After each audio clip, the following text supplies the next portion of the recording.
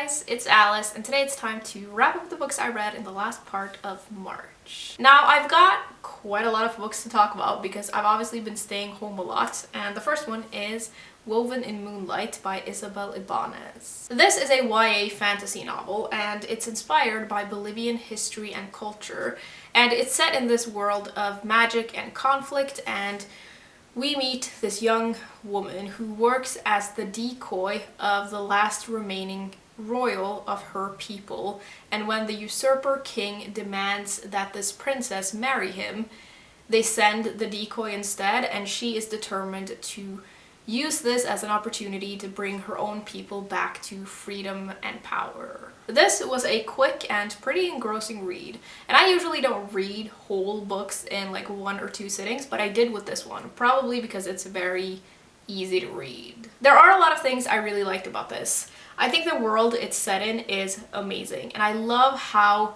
this is just filled to the brink with history and lore, but it never feels overwhelming.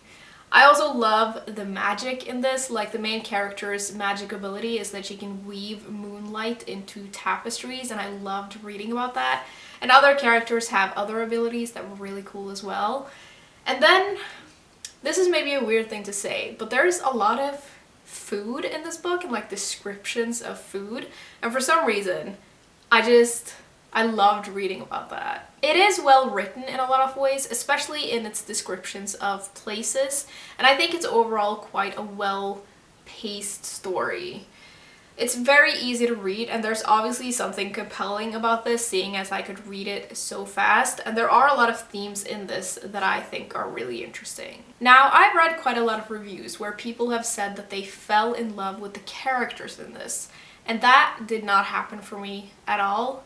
I thought they were okay, like they were interesting enough, but for me they felt like characters I had met in countless other stories, and that makes it a little bit less fun to read for me, I think.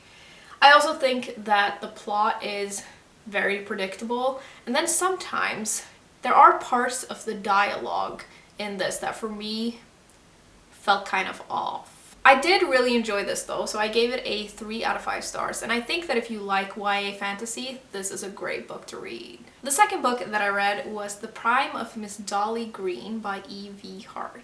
This is a mystery novel, and in it we meet a tarot reader in southwest London who gets involved in a potential mystery in her neighborhood when she reads the cards of a woman she thinks is going to die. Alright, so if you're looking for a fantastic mystery novel with great writing and amazing characters, this isn't it. But if you want a cozy mystery that's just really, really fun to read, that is what this is. This is overall just a very pleasant thing to read that doesn't require a whole lot of energy. The characters are really easy to grasp, even though they are a little bit ridiculous sometimes, and the mystery is quite intriguing, even if it is a little bit messy. There is obviously an element of tarot reading in this, and a certain level of mysticism, and I really didn't know how well that was gonna work, but it actually, surprisingly, really added something to the story, and it was kind of my favorite part.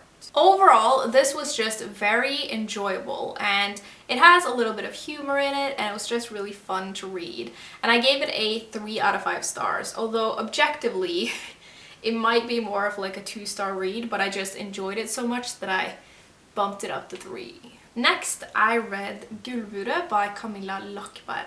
This is a crime suspense novel, and it's set in Stockholm, and the story is about this scorned wife who starts to plan this horrible revenge for her billionaire husband, who she feels she has sacrificed her whole life for. I totally flew through this book, and I really enjoyed it when I was reading it.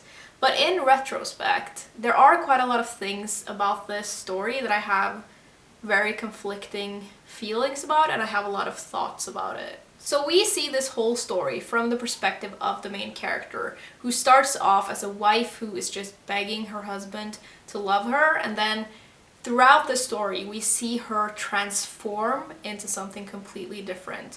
And then throughout the story, we get glimpses of her past. That's really dark, but really interesting. Although I wish we had more of those glimpses, like they're very short, and I think maybe that part of the story should have been expanded.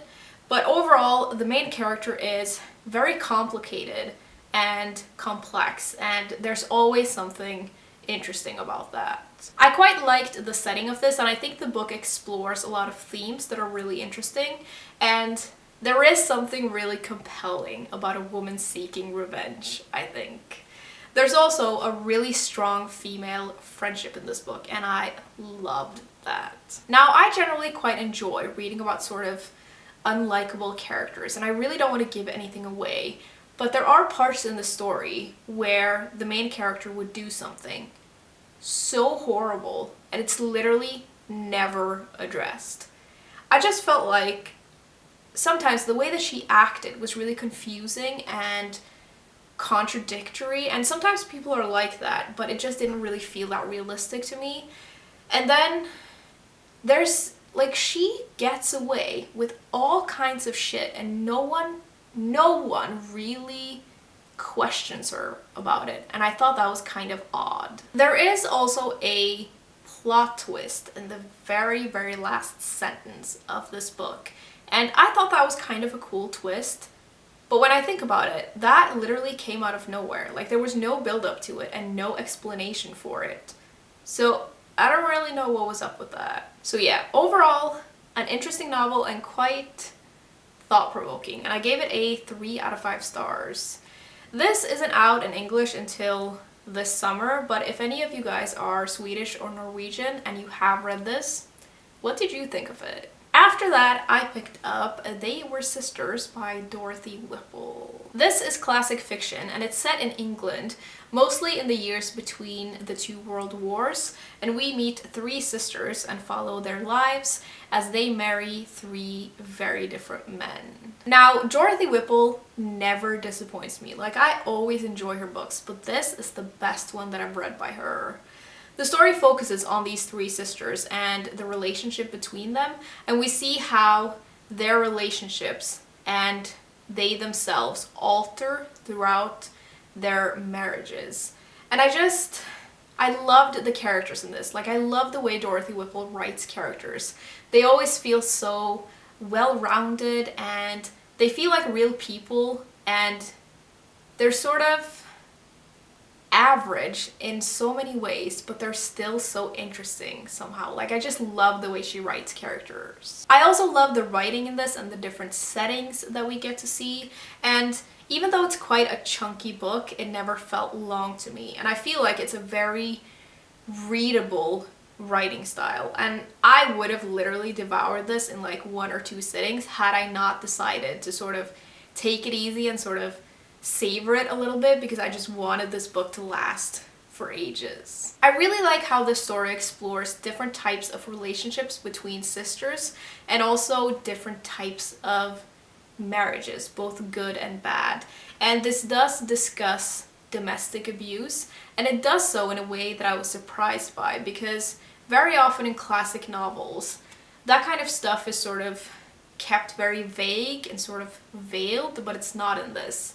And I like that there's darkness in this story and there's darkness in these characters, because it makes for a much more interesting reading experience. Now, although this book is about these marriages, we almost entirely focus on the women. And it is a book about domestic life in a lot of ways, but it never felt boring to me.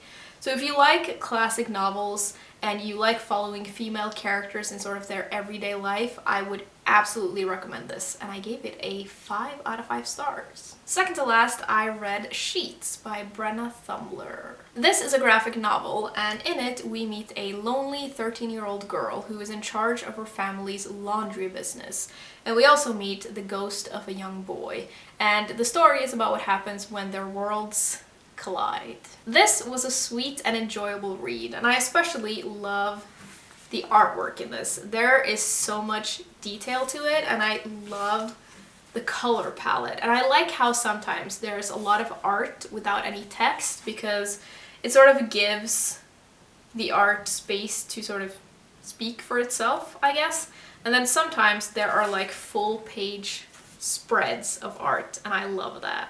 The story explores grief and loneliness, and I feel like those emotions are pretty well balanced in this. And the ghost works as a sort of comic relief in a lot of ways, and I feel like that worked really well. I do think the pacing of this is a little off, and the end comes about very abruptly, and it's not the strongest plot I've ever read, but I do think it's worth the read if you like graphic novels. It's really sweet and heartwarming, and I gave it a 3 out of 5 stars. Lastly, I read The Heavens by Sandra Newman. This is a fiction novel with a little bit of science fiction in there and a little bit of historical fiction, and the story revolves around Kate and Ben, who meet at a party in New York in the year 2000, and they fall in love. But Kate turns out to have this thing where she dreams herself into the past, and if she changes something in that past, she wakes up to a different future. So she basically time travels in her sleep. I don't have a whole lot to say about this book, to be honest. It wasn't my jam at all, and I didn't really like it. I've mentioned before that I generally don't love books that focus on a relationship, but I thought this sounded intriguing because of the time travel element. But to be honest, I never really felt like any of the stuff going on in this really ever came together, and I really didn't care about any of the characters. I thought the storyline was boring, and the time travel stuff turned out to be really tedious too. I feel like this was just kind of messy, and there are several major points in this book that are never really explained, and I kept going with this because I thought we might get some answers by the end, and then we just don't. So sadly for me, this was just not my thing at all, and I gave it a 1 out of 5 stars. I do love the cover though. Okay guys, those are all the books that I had to talk about today.